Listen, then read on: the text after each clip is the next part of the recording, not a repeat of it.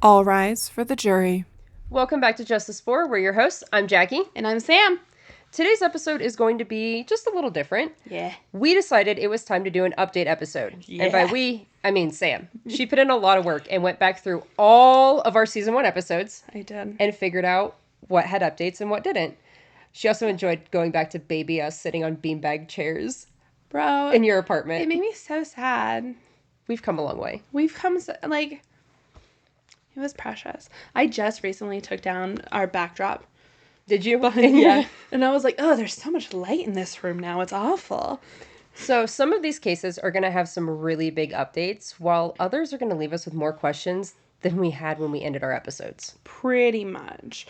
We know we've had a lot of episodes in season 1, and we don't expect you to remember every detail of it. We gave you a lot of information. But right now we're going to give you a brief recap on what the hell we're talking about, who we're talking about, and hopefully jog your memory a little bit. Although we do highly recommend going back, watching the episode if you feel like you need to. Or, if you haven't actually heard the case, you have no fucking idea what we're talking about, go watch it. Yeah, and if you're on YouTube, I'm going to try to remember, hopefully I did, to put timestamps in the description down here so you can jump past a case if you haven't heard that, so you don't listen to any updates before you go back and listen to it. Yes, but if you decide to go listen to the episodes if you haven't already, please do. There's a lot of information we give you guys in those. Even if it was just a WTF, we still give a lot of information. Yeah. So we're not going to be giving as much information in these recaps. So just keep it in mind. Yeah. All right. Buckle up, buttercups, for our very first update episode. Passenger. Oh, passenger princess. One and only time. You never are in real life. I'm never a passenger princess, and I'm okay with that. All right. So back in September, we covered the tragic death of Cassie Carli, who did absolutely everything right when leaving her abuser so she could raise her daughter in a safe environment. March 27th, 2022, in Navarre, Florida, Cassie went to meet Marcus Spambanello to exchange their daughter, Sailor. Cassie and Sailor never returned to her father's house that evening. 5 days later, Marcus was arrested in Tennessee on charges related to Cassie's disappearance. 2 days later, Cassie's body would be found in a shallow grave in Alabama. If you remember from our episode, Marcus just loves to file motions in court. I remember. Even fighting extradition. I remember. We left off with his next hearing being January 2025 to enter his plea in court, and then trial was scheduled to start a few days later, which would take place in Alabama because that's where Cassie's body was found, and they believe she died there. Yeah. You can't use the word murdered yet. Attempted. Alleged. Or alleged. Alleged. Excuse me. In December of 2024, they announced that the trial would start on April 28th, 2025. But in February of 2025, it was announced that the death penalty could be back on the table for Marcus due to Trump reinstating the federal death penalty. Oh. Marcus's case met all the requirements to put it under review. A July 7th date was chosen to have a hearing to determine if Marcus's case qualifies for the death penalty. Since the death penalty is potentially back on the table, Marcus has to now have an additional attorney that deals in death penalty cases. Which, okay, sounds good. It's part of our justice system and right to a fair trial. So in March, Jeffrey Ertl was recruited for Marcus, and he agreed to take on the case. Unfortunately, he has a death row case with an execution date of April 23rd, so that will take all of his focus until it's over. Then he has a non-refundable trip to Italy with his family from May 9th to May 23rd, with plans that just can't be changed. And assuming the presentation has to be ready to submit by May 25th, I know you're thinking he still has 6 more weeks till the actual hearing, right? Well, since Marcus is from Brazil and spent a significant part of his life there, they're also going to need time to travel to Brazil in order to have a full picture of who Marcus really is. Meaning there's just simply not enough time to prepare, so they need more time and are asking for the hearing to decide on the death penalty to be pushed out 60 days. So that's just a whole lot of What does going to Brazil have to do? Because that's where Marcus is from, and they need to meet his family. They need a better idea of who Marcus is. Okay.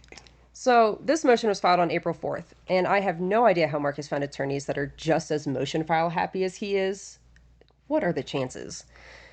So it shouldn't even come as a shock that Marcus was granted a 60-day continuance and a new hearing date is September 5th. It's been 3 long years for Cassie's family and friends, and all they want is to finally get justice for Cassie. And hopefully this will be the last continuance, and his trial will begin quickly after the decision about the death penalty is made. Definitely check out our Facebook. We will have updates if it comes out that because they can have this hearing sooner. September 5th is just the latest it can be at. But yeah, definitely go back to Cassie's episode because there's way more to her case than just this. A lot. What you got for me? Okay. So, if you don't remember this case, Alexee Trevizo. We can't say her name without mocking. We can't. Alexee Trevizo is the cheerleader that we covered in a WTF and then did a full episode on. That's also the one where we got super heated because she doesn't deserve to be in the sun. No. Nor does her mother. No. Sorry, I had to do a teen mom. We're like still heated about this. Always. Just her name pisses me off. Ugh. But also her mother as well. I don't know who's worse. Yeah. Her mother. I don't know. She allegedly killed a baby. Allegedly. But let's hear about it. Okay, here's a little bit of a background first before we get into the update. Alexee Trevizo was a 19-year-old woman from Artesia, New Mexico, who gained national attention following a tragic incident in January of 2023. She went to the Artesia General Hospital complaining of back pain and was informed she was pregnant. Gasp. While in the hospital, she gave birth in a bathroom and allegedly placed the newborn into a trash bag, breadspinned it, and put it into the bottom of a trash can, where the baby was later found deceased by a nurse. The autopsy determined the cause of death as a homicide due to entrapment, indicating the baby died from lack of oxygen. Alexee was arrested in May of 2023 and charged with first-degree murder and tampering with evidence. She was released on bond and was allowed to continue her education at the New Mexico State University. Online, though, of course. She wasn't just walking around campus. Because there was petitions to kick her there was out. petitions to kick her out. Her defense argued that the baby was a stillborn and that the hospital staff were negligent in the care of the baby and her ultimately administering medications that were contradicting during pregnancy and failing to monitor her appropriately. Consequently, Alexee has filed a wrongful death lawsuit against the hospital, claiming their actions contributed to the infant's death. Which is just absolutely mind-boggling to me. And isn't the father of the baby a part of the lawsuit, or have they dropped off, or are they still in it? I think they've dropped out of the lawsuit, haven't they? That was in the WTF? No, in the deep dive. The deep dive, yeah. I was like, I knew that they were a part of a lawsuit, so... Yeah. But I think it's just her family now. That makes sense. Makes sense.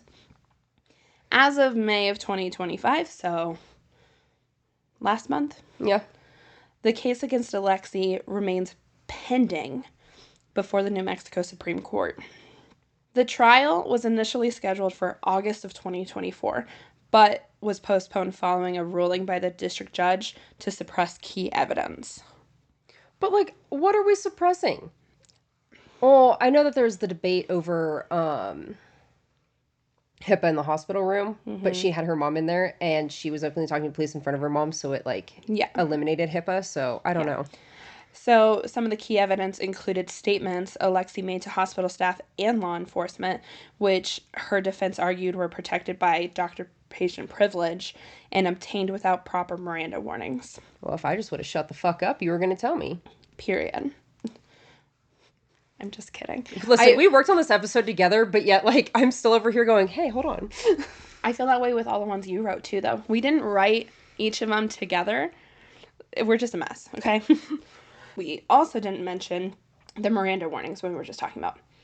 And if you think about it, I don't think she got Miranda warnings right away. But they also... Well, no, they weren't. She wasn't under arrest or anything. They were just talking to her. No, yeah. They were investigating and questioning her. And that's what they were talking about, was that they were trying to put that under HIPAA because they couldn't put it under her Miranda rights. Yep. So the prosecution contends that the statements were made voluntarily and in the presence of a third party, thereby nullifying any privilege. The New Mexico Supreme Court has accepted the state's appeal and is reviewing the admissibility of the suppressed evidence. The outcome of this appeal will determine whether the prosecution has sufficient evidence to be able to proceed with trial. Separately, Alexee, again, has filed that wrongful death lawsuit against the hospital, alleging that the hospital's negligence in administration, of their medications, led to the infant's death, which I personally think is bullshit. Yeah. Her attorneys claim that the hospital staff failed to provide appropriate care after discovering her pregnancy. As of right now, though. And the state's going to respond with, the patient didn't give all the info because, as you learned in our episode, you could tell she's pregnant before this. Yeah. Absolutely. But, of course, she sat there like, I'm not pregnant. There's no way I'm pregnant. So I really hope that this does go to a trial because... Yeah. We have almost all the evidence. There's so much body cam and all the other stuff, but I want to hear the arguments. I want to hear, I want to hear how this is going to play out. Same. They're just making it more difficult because I think they know the inevitable is going to happen. And they're just dragging out the legal process because they can. Yeah. So we'll keep you updated on that one. As of right now, there is no new trial date, and the case is still in a holding pattern pending the Supreme Court's decision. But that's where we stand. Yeah, but Supreme Courts usually get that moving. Usually, yeah. All right, next up we have Eric Richins. In a November episode, we told you about the mysterious death of Eric Richins. And to refresh your memory, in March of 2022, Eric's wife, Kouri, found him unresponsive and cold to the touch in their bed. Kouri went on to write a children's book on grief to help her sons cope with their father's death. And 13 months after Eric's death, Kouri was arrested for Eric's murder. For allegedly poisoning him with fentanyl. Which is just crazy. And my favorite, not my favorite, but one of my, my favorite text she sent was, give me some of that Michael Jackson stuff. That's still the number one thing that pops up in my head. She has maintained her innocence, pushing for bail twice. She has been denied it twice, and her trial was supposed to start on April 28th, 2025. Unfortunately, on April 7th, the trial was postponed indefinitely. I want to tell you right now, I don't think I said unfortunately once in this episode. Jeanette, don't come for me. Oh, I say it a lot. And that episode you came for her, I wrote all of those unfortunately's. So, let me explain how we ended up postponed indefinitely, because it's dumb. Eric's murder happened in Summit County, Utah. So that is where all the hearings and the trial is taking place. The defense is convinced that Kouri cannot have a fair trial with jurors selected in Summit County due to the media coverage, so they want to pull from Salt Lake County as well. The Utah Supreme Court has already weighed in once about an in-person jury selection, and they may once again weigh in on this jury selection issue. So in February, it was ruled that in-person jury selection was a no-go. They have to do it, video. And all the jurors have to come from the same county. Utah law does not allow multi-county jury selection. Really? Yeah, it's like normal. That's normal? Yes. Really? Yeah, you have to pull from the county that the crime is being committed in, unless Unless they switch counties. Yeah, then you pull from that county. Yeah. Okay, I mean, I guess you see what I'm saying? A lot of sense. Yeah, it has to be within that county. We live in such a big county, I guess I just don't think about it. Yeah. So naturally, Kouri's defense team was like, so what you're saying is we can have Salt Lake County jurors drive to Summit County jail. Because then we're not mixing the two together, right? Huh? Because they want to have it in Summit County. They want one trial. But they also want Salt Lake City jurors. But they were like, you can't have jurors from two different counties. So they're like, okay, cool. How about we just have Salt Lake County jurors, and they're going to drive to Summit County courthouse. Yeah. Okay. So Kouri's defense team filed an appeal on April 30th because they are still convinced that the media coverage will not give Kouri a fair trial in Summit County, even though multiple judges have ruled that the media coverage has not come anywhere near what it needs to be to make a change to venue or jurors for this trial. So, once again, Kouri decides to push the issue of bail because why not? And because she's been in jail for 2 years now, and she's not a risk. She just wants to see her family and kids. And I read in an article, and I can't find the article again to give you the exact quote, but the judge basically looked at her and said, I've denied your bail twice now. Why would I grant it on the third ask? Period. Yeah, I was just like, fair. Like, he's like, I'm not even going to hear about it. Like, no. Just no. So, the trial is in limbo until somebody decides on where these jurors are coming from and how they're doing jury selection. Personally, I feel like Kouri knows that this is not going to go well for her. And so she's just trying to do everything she can to delay it. But also in them doing what they're doing, they're also trying to make a media snowstorm. Yeah. They're trying to blow this up bigger in the media to where they can get what they want. But it's not going to happen. Yeah. Like, yes, Court TV's had a hold of this. Nancy Grace has had a hold of this. A few other big podcasts. But it's not... It's not exploded like Karen Reed. It's been too many years. Like, yes, this was 2022, and it took a year to arrest her, and it was like... Gasp! Yeah. Shocking headline, because she wrote the book and she did it. Yeah. But I feel like it's just dragged on for so long that no one cares anymore. Like, as much to make it a media circus. And so... I don't think she's going to get anywhere with this. But as of this recording, there's no other updates. Her trial is still just indefinitely in that limbo space, on hold indefinitely. And right now we're just waiting for them to see if they're going to accept the appeal that they filed or not. Yeah. And go from there. So. That's so frustrating. Like.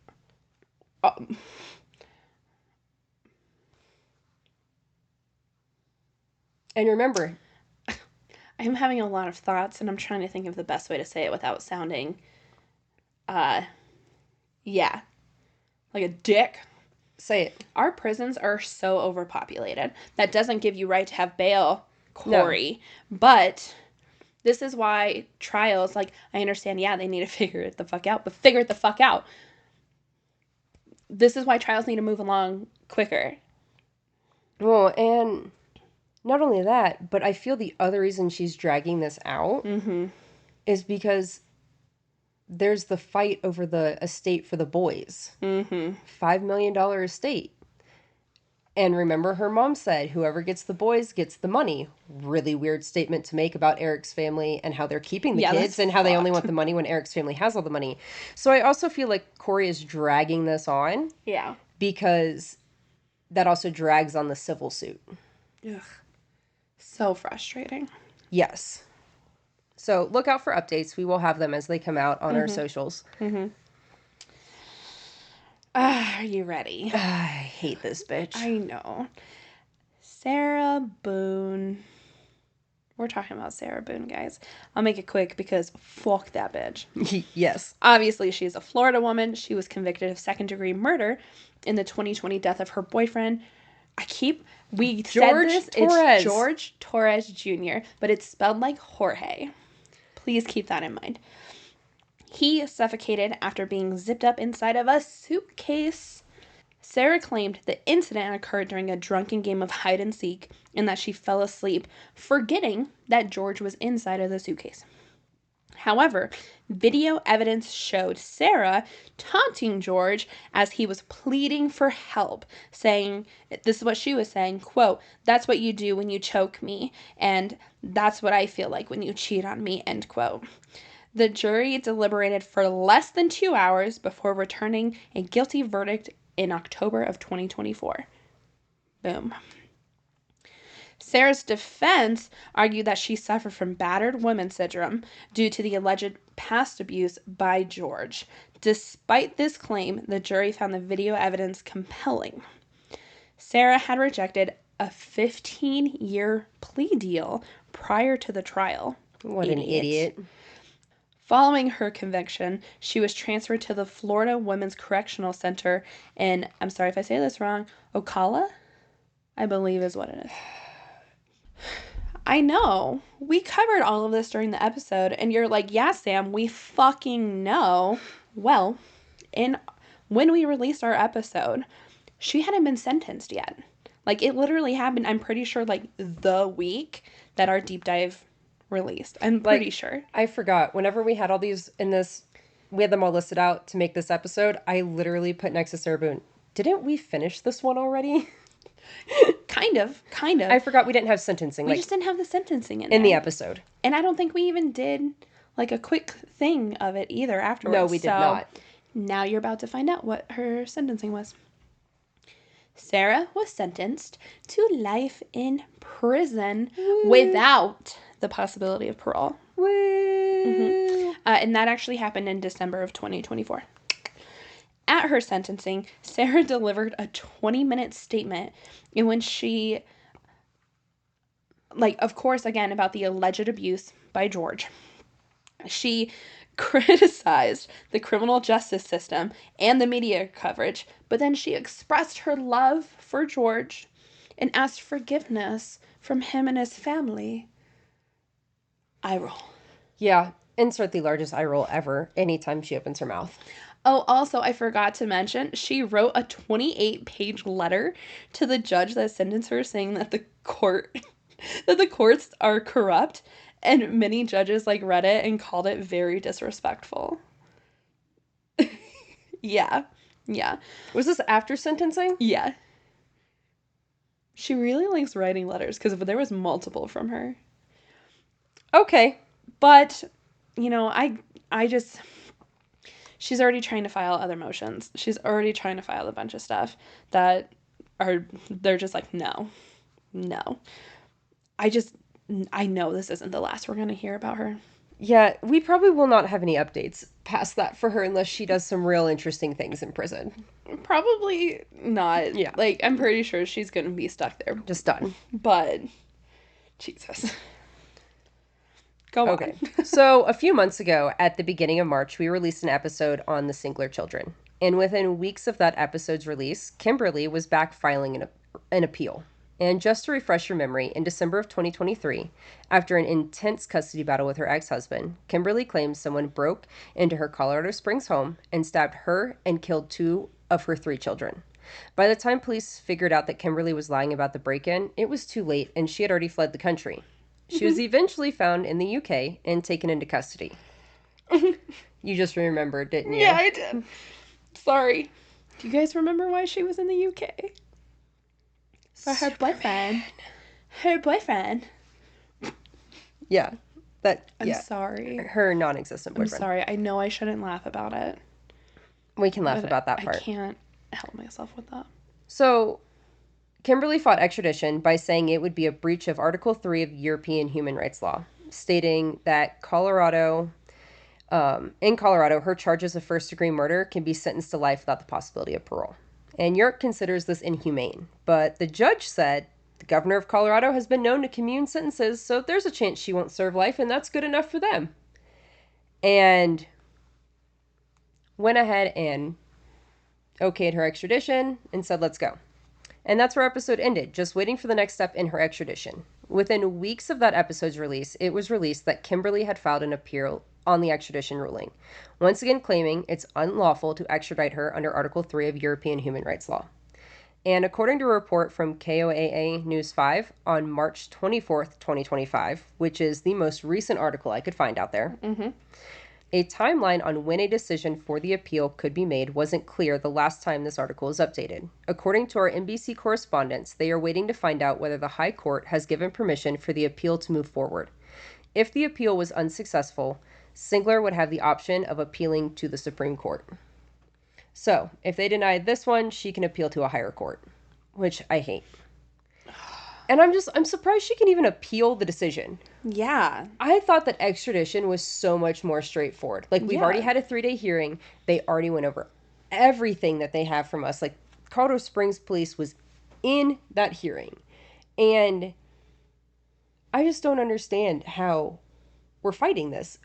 We said, yes, go home. Why are you Yeah. appealing? Like, at this point, I just don't understand. Like, her appeal got denied. It should end there. I don't know. Or her fighting. her fighting her extradition. Her And then now appeal she's to- appealing. No, she yeah. didn't, like, her first was like, Yes. I her can't think fighting- of the word. I know what you're saying. Contesting. Yeah. I think it was denied. She should be sent here. Yes. I don't think there should be any further fighting, period. We're learning so much about extradition laws with this case. It's dumb. It really is.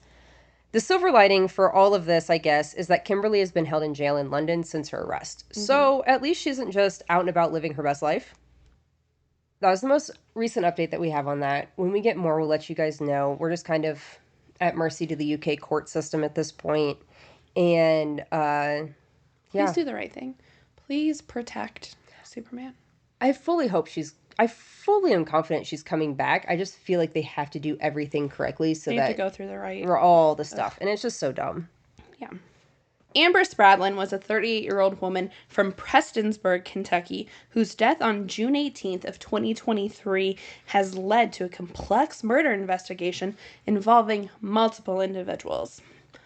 Amber's body was found in the home of Dr. Michael McKinney, a local dentist, with at least 12 stab wounds to her head, neck, and torso. The investigation revealed that she had been dead for several hours before being discovered. Notably, an 8-minute phone call was made from the residence to the then Prestonsburg City Police Chief Randy Woods before 911 was actually contacted. This raised questions about the timeline and the individuals present at the scene. Shady. Very much so, yeah. In July of 2024, 3 individuals were charged in connection to her death. The first one was Michael M.K. McKinney III. We're just going to call him M.K. He was charged with murder and 7 counts of evidence tampering. Dr. Michael McKinney, whose house she was found at, was charged with 7 counts of complicity to tamper with physical evidence. And then Josh Mullins, who was 23 and a friend of MK, was charged with 8 counts of complicity to tamper with physical evidence. These charges stem from allegations that the trio attempted to conceal the crime by destroying evidence, including a knife handle, clothing, surveillance cameras, and a digital video recorder. The prosecution's case against MK includes DNA evidence linking him to skin cells that they found under Amber's fingernails, suggesting she fought back. Oh, homegirl fought back. Homegirl fought back. Additionally, photographs show scratches on MK's forearms, which were absent on his father's. Further complicating the case, Michael McKinney, Dr. Michael McKinney, I guess, reportedly knew specific details about Amber's injuries that were not visible at the scene, raising suspicions about his involvements. Amber's family continues to seek justice, with public support growing through the community efforts and online groups dedicated to her case specifically. A motion was filed to move the trial to a new county, and it was actually granted. Woo! Quote, Judge Eddie Coleman, who is serving as a special judge for the case, says ideally the trial would begin December 1st, 2025, and wrap up by the end of the year. The defense attorneys say they'll have to be ready with or without every piece of evidence, end quote. Oh, so we have a judge who ain't going to be doing continuances. Hell yeah. Apparently he ready to be done with this. And that's just for MK. Okay. That's just for the murder side of it. A pretrial conference for all 3 of the defendants is scheduled for July 24th of 2025. So it's coming soon. And we'll make sure that we have an update on Facebook or Instagram with either an article about it, a link to watch it, or something, depending on what we get out of that. Yep, absolutely. But that's where we stand for Amber. Justice is loaded. Yeah. And I know we covered her in WTF episode? Yes. Yeah?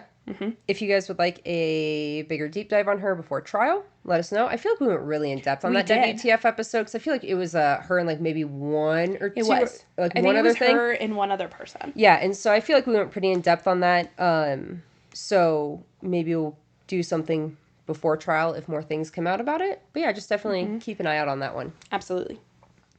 In an October episode, we covered the tragic murder of 16-year-old Mia Campos, who was 7.5 months pregnant with her son Sebastian. The father of her child is 20-year-old Jesus Monroy, who is charged with her murder and the murder of their unborn child. July 14th, 2024, Jesus picked up Mia to go get snacks and drinks from the gas station. This was something they did quite often. But Mia never came home. Hours later, she was found deceased in the woods just outside her neighborhood. Within weeks, Jesus was charged with malice murder, felony murder, aggravated assault, feticide, and making false statements to police. To absolutely everyone's shock, in August, he was granted a $50,000 bond, which was just an absolute slap in the face to Mia's family. Some of my favorite TikToks of ours came from this episode. Yes. Because this one, it was just fucking shock after shock after shock. The whole episode was. Got smacked in the face multiple times. So, Jesus posted bail and was released on an ankle monitor and not allowed to have contact with Mia's family. In February of 2025, so a few months ago, a grand jury indicted Jesus on additional charges, including enticing a child for indecent purposes, statutory rape, child molestation, and 2 more counts of making false statements. If you remember from our episode on Mia, prosecutors were trying to figure out what county to file these charges in.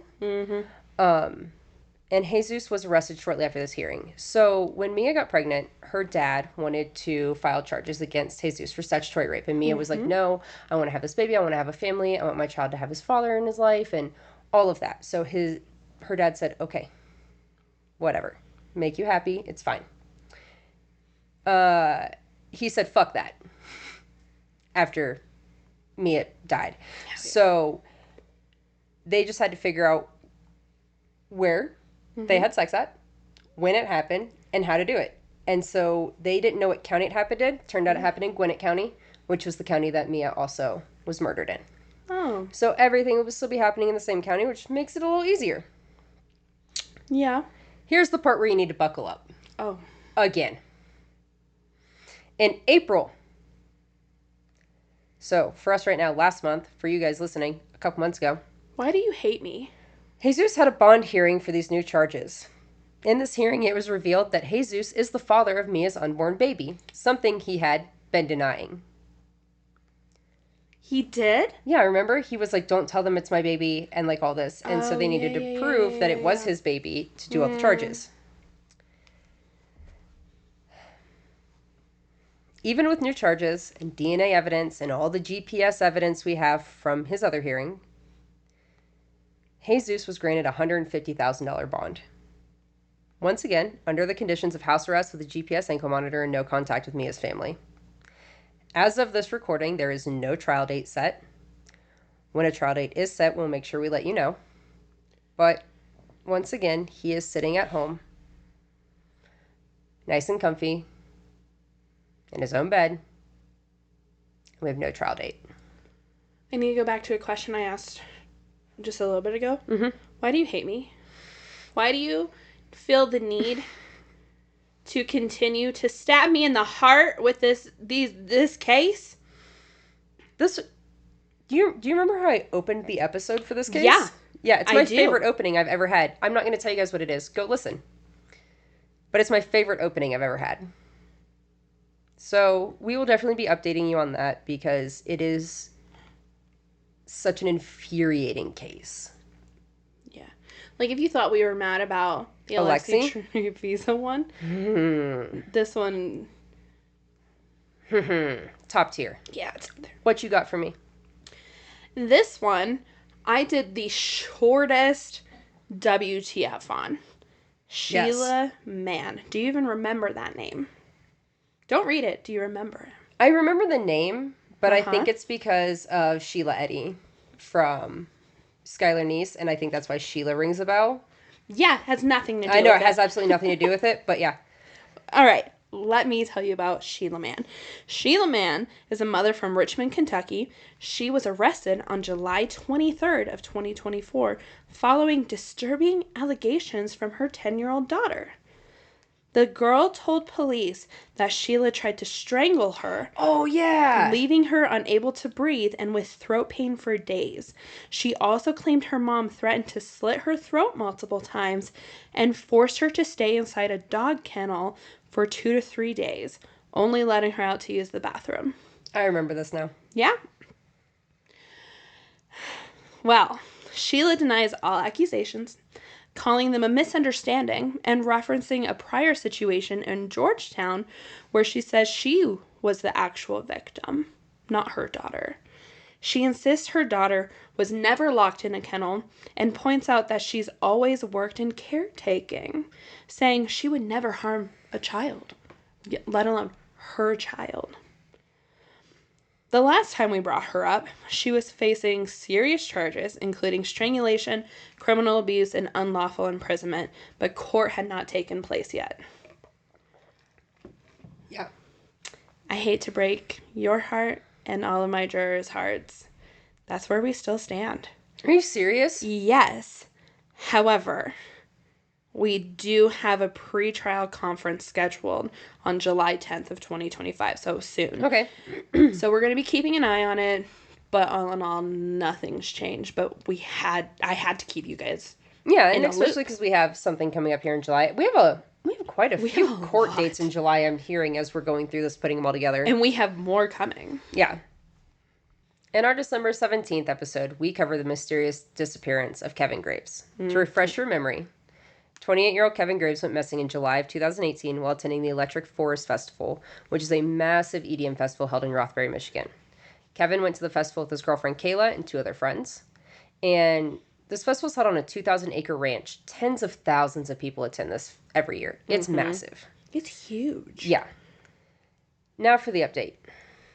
A few weeks after we released his episode, Kevin was found on December 30th by a hunter. Unfortunately, it was Kevin's remains. This hunter was out clearing blinds for hunting season, and while clearing the area, he found a backpack, thinking nothing of it, because this section of property was leased to the festival every year for camping. Then he found a bone, and he didn't think it looked like an animal bone, so he took it back to a family member who happened to be a nurse, and she said, yeah, that's a femur. So he called police. And Femurs are like this big, dude. Yeah. How is he like, oh my gosh? What? yeah, so he took a femur back, and his femur was like, yeah. Okay. So police instantly began searching, and they found more items that belonged to Kevin and the rest of his remains. The area that he was found in was had a lot of heavy foliage, so it made it really hard to see into it and around it. During spring, summer, and fall, it was particularly hard, which is when we were searching. On one side of him was a ditch that can hold a good amount of water depending on the time of year. On the other side, it's more like wetlands. So it was definitely on the outskirts of the campground, but more specifically, it was about 100 yards away from his campsite. This area was actually searched by foot, drones, and dogs. So really mind-blowing to where they found him. And Kevin was identified pretty early on because the clothing matched what he was wearing that day. He had his wallet that had his ID in it on him, and his phone was with him, along with he was wearing his Electric Forest wristband. Wearing it. That still really bothers me, though, and I don't know if you're about to Oh, bring we're that about up. to. I'll wait. He also had his backpack that contained a lot of his stuff. Think deodorant, power chargers, all of that. Flashlight. So this answered so many questions for us because, he didn't run off with a Colt. He didn't walk away. He Bummer. didn't, you know what I mean? I was so excited for the Colt one. I though. really was too. But he had his Electric Forest wristband on. And his phone. And his phone wallet. with him. Which means the story given about him ripping off his wristband and walking away in the festival wasn't true. Oh, and that she had his phone? And his phone was found with him. Which, if you remember, there's so much confusion about this because at first Kayla said he left it at the campsite. Yeah. And then it was missing. And Yeah. then nobody had it. Nobody saw it. But now his phone was with him the whole time. So in April, Kevin's death was ruled undetermined. leaving Kevin's family with more questions than answers. Absolutely. They understand that he was only bones when he was found, but they were hoping for at least something. Kevin's family has been pleading with the public for someone to come forward with answers. Someone knows something about that night. Mm-hmm. The Michigan State Police said the investigation is still open, and they are going over additional reports, but they don't believe there's any foul play involved. I don't know, dude. And, which is just crazy to me, because there's just so much there. Our personal opinion has always been that Kayla knows more than what she's saying. I still think she does. His family has done some interviews. I do believe that they are going to really start heavily pushing this a lot more and more, which good. It's something that needs to be done. They also just needed to grieve. Yeah, Yes, they have a lot of questions now, but the biggest question of where Kevin is has been answered. Yes, and they do say that that is better. Yeah. They thought that it would bring a lot more closure to them than it did. It just, they know where he is. They have peace for that. Yeah. Now they want the other answers. I get it.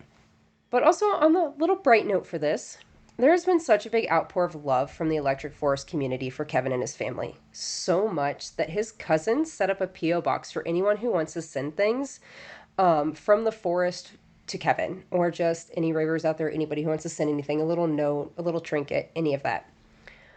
So definitely check out the Kevin Graves Facebook page. It's going to be linked in this episode, and the P.O. box is on there as well. I'll probably put it somewhere with our Facebook or Instagram post for you guys as well. Anybody with information is encouraged to reach out to the Michigan State Police at 231-873-2171. It is very much still an active and open investigation. Mm-hmm.